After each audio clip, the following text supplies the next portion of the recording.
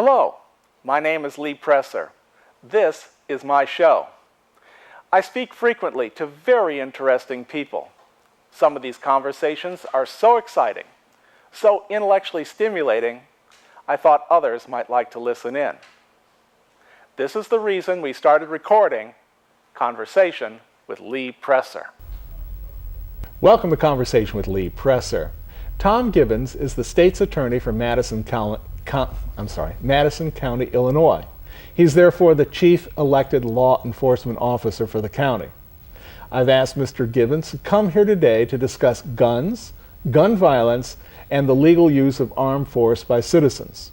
We'll also be discussing his campaign against drug dealers, trafficking narcotics in Madison County, prosecuting dealers in overdose cases, eliminating plea bargains, and demanding a longer prison term for those dealers. Tom Gibbons, welcome to Conversation. Thank you, Lee. Appreciate you having me back. Well, gun control, and you're very welcome, by the way, to be back. It's hard to believe that it's been a full year since the last time you were here. I mean, it just seems like just weeks ago to me, but it really has flown by. Time just marches by.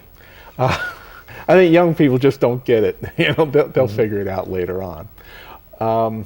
Okay, so gun control and gun issues have been in the news now ever since the shooting at that elementary school where you have and I'm going to use the word a nut, got a hold of his mother's guns and went down and killed her and killed a bunch of children. Okay, but since then there has been considerable discussion in the public place. But when I was asked a few questions about the use of people who have guns, well, when can I use my gun? When can I protect myself? I said, I don't know. I'll get somebody who knows. So you're here to talk about that. So I'm at home. Somebody comes into my house. I have a gun. What are my alternatives?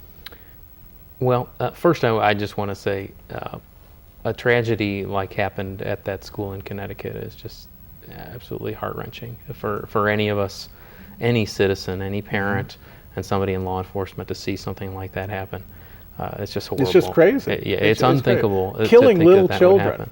But we have to make sure that when we talk about those things, that we separate that in our discussion from the lawful use of firearms, because there is a very clear line between lawful and unlawful use, and that's where my work comes in mostly. Is to make sure that the laws are enforced, but also making sure that citizens are able to exercise their rights that they do have. Of course, here in the United States, we have the Second Amendment that protects a person's rights to keep and bear arms, and each state has a little bit different rules on how that's going to be applied. Here in the state of Illinois, we do have a pretty robust self-defense statute, and which does allow for the use of deadly force, but there are limitations on those things. And of course, I think the laws in Illinois on this kind of thing are fairly reasonable and fairly well thought out. Of course, you're in your home. You take that hypothetical, you're in your home. Someone enters your home. At that point in time, I think for pretty much all of us, we have an idea in our mind that that person is there to do no good and very likely there to do harm to us. And in the state of Illinois, you do have a right to use deadly force to repel that person's entry into your home.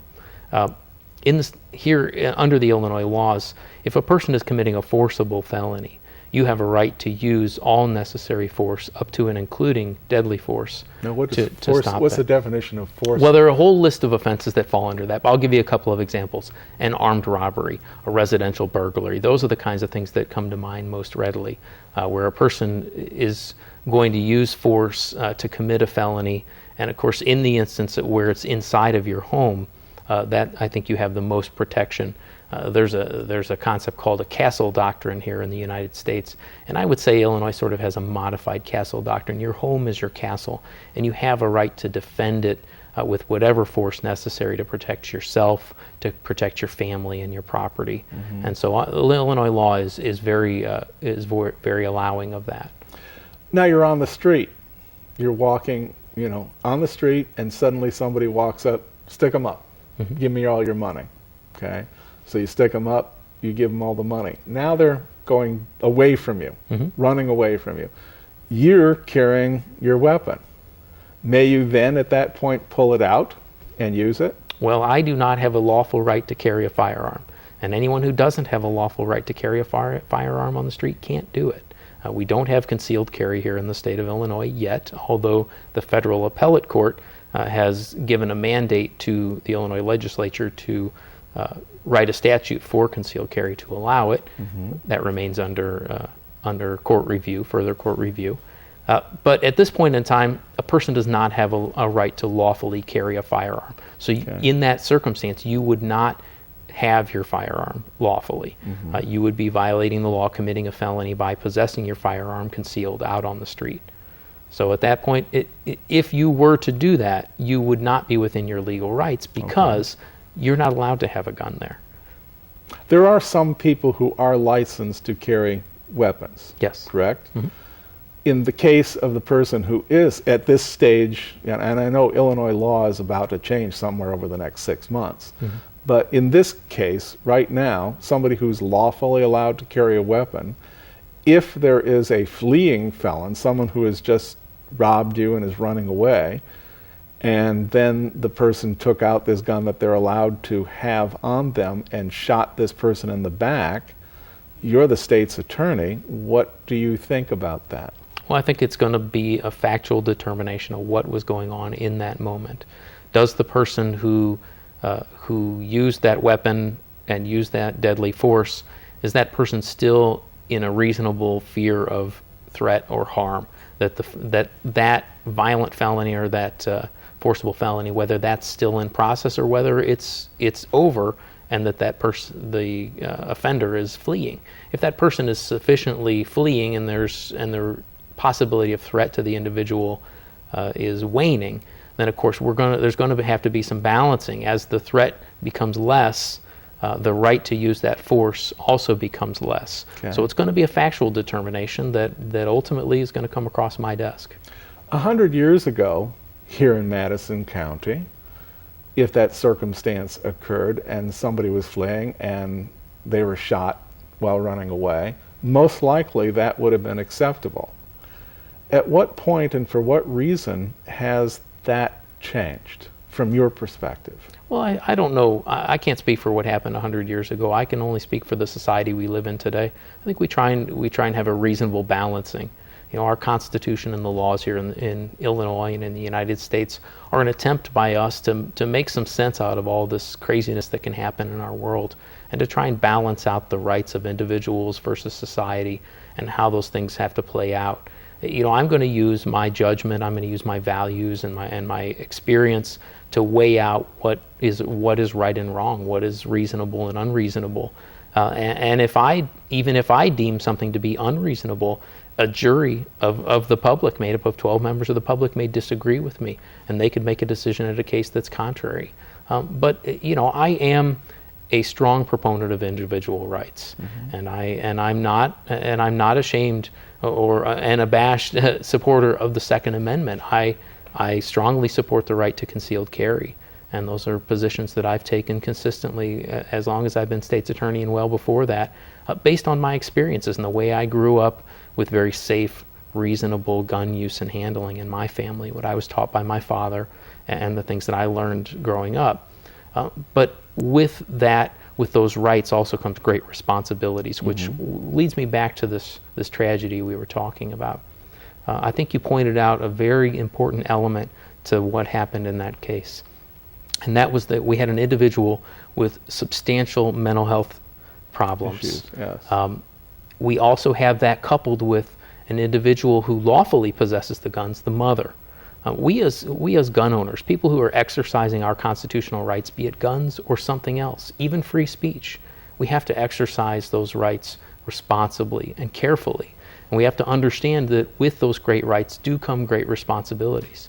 As a gun owner, I have to keep my guns secured and safe, not only to keep them out of the hands of the children in my home, but also to make sure that nobody else would use them in a way that's not right. So I take that very seriously, and that's very important for those of us who want to exercise our rights. You're referring to like a gun safe? Sure, yeah, absolutely.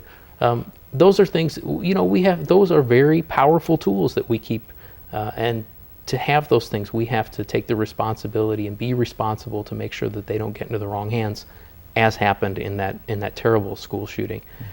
The other issue of that is with mental illness.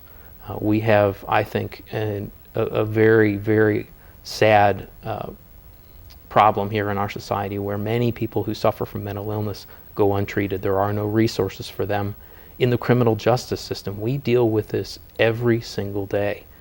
Individuals who are unfortunately untreated don't have resources or support systems to help them, and members of law enforcement are dealing with them on a constant basis because there is nowhere for those people to go, and many of them are unable to help themselves. My wife is a police officer, and she encounters on a regular basis people who are suffering from mental illness that remains untreated, some of them becoming extremely violent. But there's nowhere to go with those people. So I think we need to expand our conversation here in the United States to talk about the full picture. And one of the things that is really seriously lacking is our attention to mental health services. I agree with you. Most of the people who have been involved in these mass shootings were not clear-thinking individuals. They, at the end of the day, it's like, oh yeah, he was a pretty strange dude. Well, I never thought he was going to do this, but he was a pretty strange dude. Mm-hmm. Yeah, and that's not uncommon. I think it's really tragic because no matter what the implement of their destruction is, if you allow things like that to get into the hands of a person who shouldn't have them, it's gonna end with bad things. Now, coming back to legally owned firearms, I recognize in the state of Illinois that concealed carry at this moment here in January of 2013 is not legal. It may be somewhere before the end of this year in Illinois. What if you're wearing like an old cowboy holster and you have your gun where it's clearly visible to everybody? Are you allowed to carry that? No, we do not have open carry in the state of Illinois. The unlawful use of weapons statute is what limits and describes the limits on a person's right to transport a firearm. And here in the state of Illinois, firearms have to be transported in a case unloaded. And so, for example, if wearing your gun on your hip in cowboy style is not allowed. You're not allowed. That would be what we would call open carry. And I've been to a couple of open carry states, and the first time I visited there, I was kind of surprised because growing up in Illinois, we don't have open carry. I'd never seen somebody walk around with a 6-shooter on their hip, but sure enough, I've seen a couple. But for people who live in states where that's legal and very common, they don't notice it at all. Mm-hmm. I'm reminded of a story that I heard. I'm not originally from Edwardsville, although I lived in Edwardsville for a number of years, and which is where your office is, right there on Main Street. Mm-hmm. And I swear maybe it was Chief Dickman who told me this, that there was a time back there in the 50s and 60s it was not uncommon to see boys, young men, walking down the street carrying shotguns right down Main Street. That's probably true. I think in now, times, of course, I imagine that would not be acceptable. That would not be legal. Absolutely not. And I think it would scare a lot of people as well. I think that the times have changed. I think that people have recognized that there was a need for some reasonable limitations on the use and transportation of firearms. And so at the time that the unlawful use of weapons statute was put into effect, and I don't remember the exact date, I think it was the 70s, but I'd have to go back and look, that conversation about those things and about what was acceptable in our society took our laws in that direction. Mm-hmm. I think it's a conversation we need to continue to be engaged in. People need to talk about what is okay, what do we have to do by constitutional mandate, what do our rights require, what should people be allowed to do, and what's not okay. But these are conversations we have to have that continue in our society. Mm-hmm. One last thing, then we're going to just move on. There's been talk about after the shooting at this elementary school, well, let's put some armed people into schools. Is this a good idea from your perspective as a state's attorney? Well, many of our schools locally have what we call school resource officers who are police officers from local departments who are stationed in the schools, and they handle things like the DARE programs. They handle discipline issues and legal issues. These are full-time people? Full-time police officers. So when kids are in school, there's an armed officer in the schools? In many of our local schools, yeah, very many of them. And I'm a strong supporter of that. I think having that connection between students, a positive connection between students and law enforcement, is a good thing in terms of building the relationship, but also having an officer there to deal with issues as they come up. Now, will this cure a problem? Will this stop a crazed person from committing horrible violence? Well, of course, you can't do that. You can't absolutely stop people from doing those things. Could it minimize it? Sure, it could. It could be the thing that stood in the way. But remember, a lot of these school campuses are huge, very large places. So it's also going to be a matter of being in the right place at the right time. And of course, the police officer isn't going to, with whatever sidearm he or she is carrying, can't really stand up to someone who's carrying, a much more powerful weapon.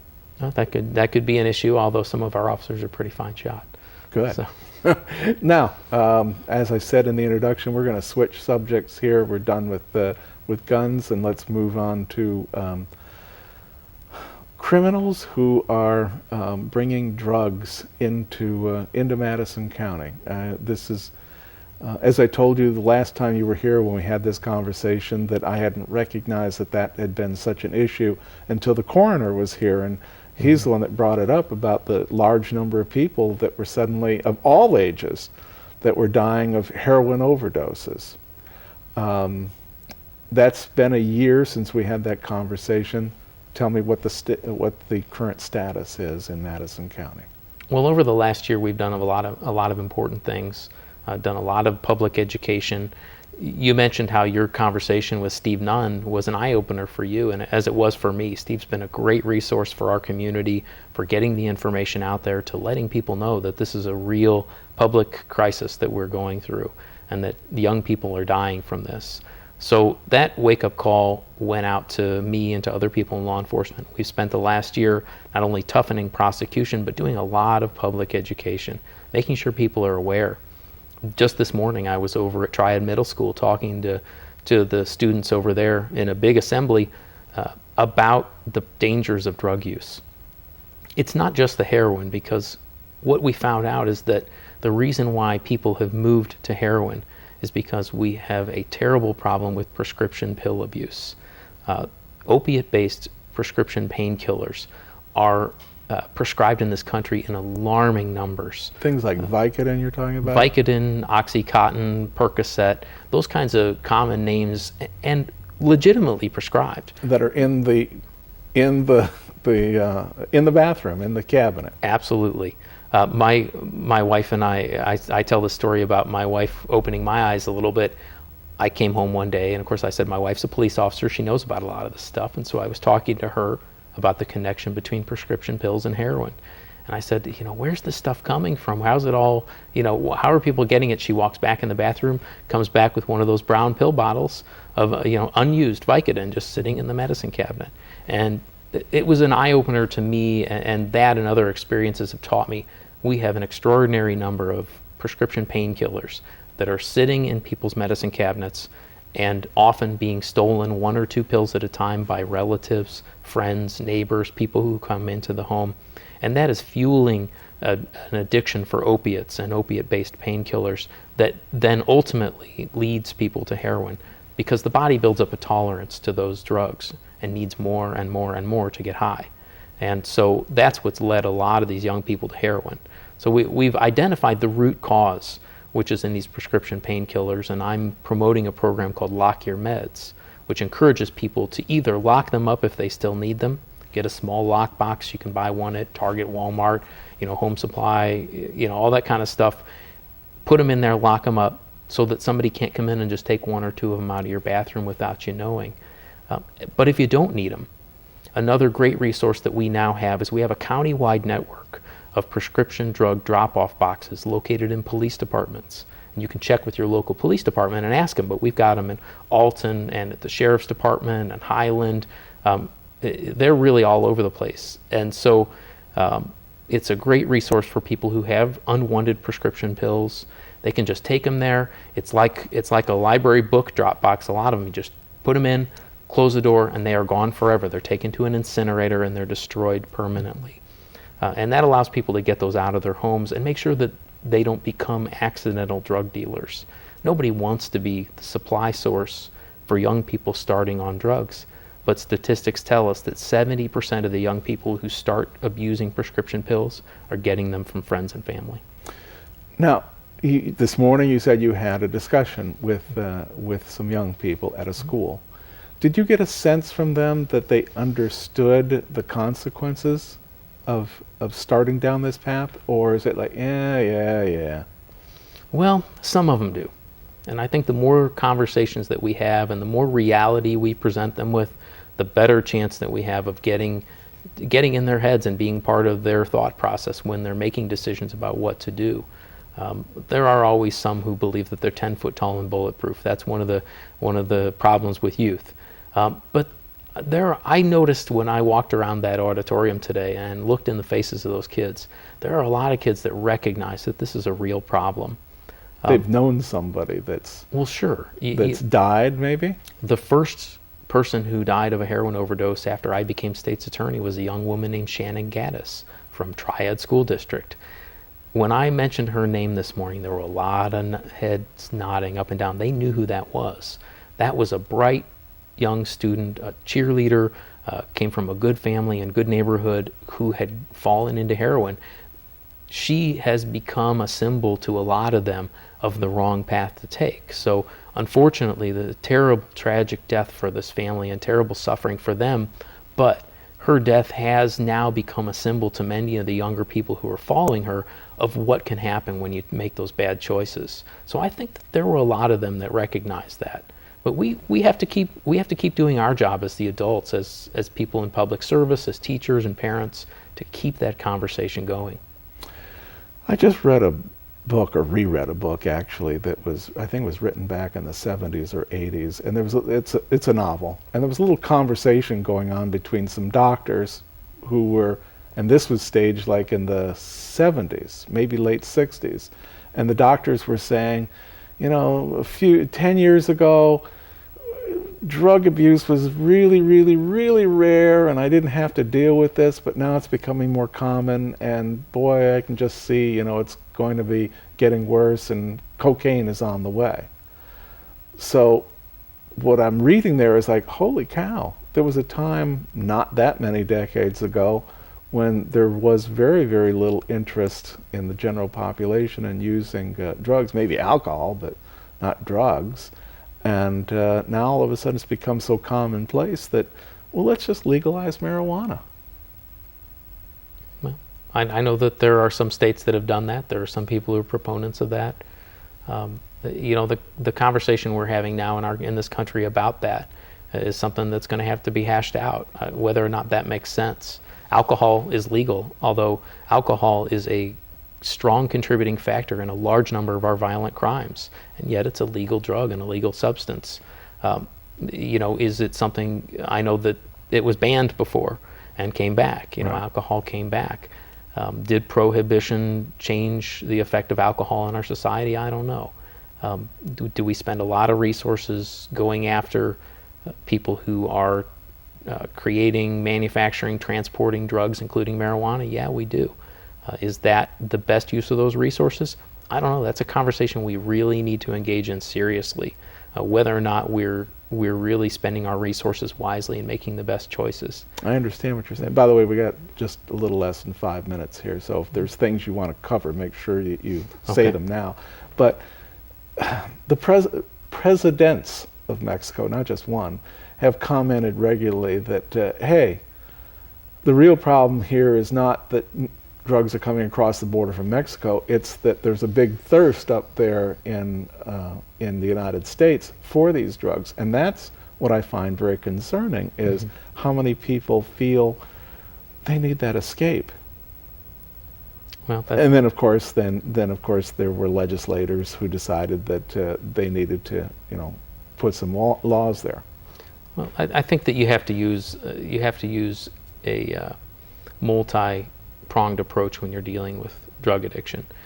We know that the great prevalence of addiction to opiate-based painkillers through prescription drugs is a leading cause of heroin addiction. It is what leads people down that path, because that hunger and desire for those opiates leads them to want something stronger and stronger. So we know that there's a direct connection between those things. Do we need to break that? Absolutely. It takes treatment, it takes education, it takes enforcement, all those things working together. You know, as a law enforcement officer, I do the enforcement end. As a public servant, I do the education end. Like I talked about being at that school today, the biggest message that I'm trying to convey to young people right now is that they can do better. What they've done, what has happened to the years before them, it has become acceptable for young people in their peer group to take prescription pills to get high, to take them recreationally. And until that peer group changes their feelings and their beliefs about it, until they push that outside of the acceptable norms of their peer group, it will continue. It used to be called shunning. Sure. You would shun somebody who did something that was unacceptable to society. Yeah, they're not allowed in the party. You know, that kind of a concept. And I try and convey that to young people, to let them know it's up to them. It's completely up to them. The choices that they make for themselves as individuals and the choices that they help others make through their peer group and peer influences make all the difference. And it's really up to them. We're counting on them. But that's why it's important for us to give them the tools and the information they need. You know, for the people who have already become addicted, we need treatment. We need treatment resources. We have a great drug court here in Madison County, but there are a limited number of spaces, and we can't treat everybody and help everybody. So we certainly need to be thinking about, as a society, where are we best going to use our resources in dealing with this serious issue that continues to confront us and continues to take lives. I think we need to invest more in our treatment resources to take those people who haven't gone too far, the people from good families that have good futures ahead of them, but that have allowed the addiction to take over their life. I think as a society, it makes sense for us to apply some of our resources there to bring those people back. You know, these are not just young people. Not only. There are people in their 30s, 40s, and 50s who are getting addicted to these. Well, I'm in my 40s. I like to think that's young, but yeah, it's but it is. It's people of all ages. You are young. Well, it's all relative, but it's people everywhere from middle school up in. We've even seen people into their 60s suffering from addiction to painkillers, and so we need to be making smart choices about what we're doing, things that we know are successful, like our drug court, to help turn people away from this and get them back on the right path. That path to redemption, back to good citizenship and being a good member of the community, that's worth spending some money on. It's worth us spending some of our resources on. And we're just about at the end here. In just a sentence or two, of all the criminal cases that come before you, what percentage do you think are drug and alcohol related? Well, I think alcohol related violent crimes, probably 70%, have an element of alcohol involved in them. Drugs, it's a little tougher to get a handle on because drug use is not always as readily apparent as alcohol use. Probably a lower percentage, but also. Okay. Thank you very much for being with us. And to the audience, I've been speaking with Tom Gibbons. He's the state's attorney for Madison County. We'll see you next time, and look for us on YouTube. Thank you.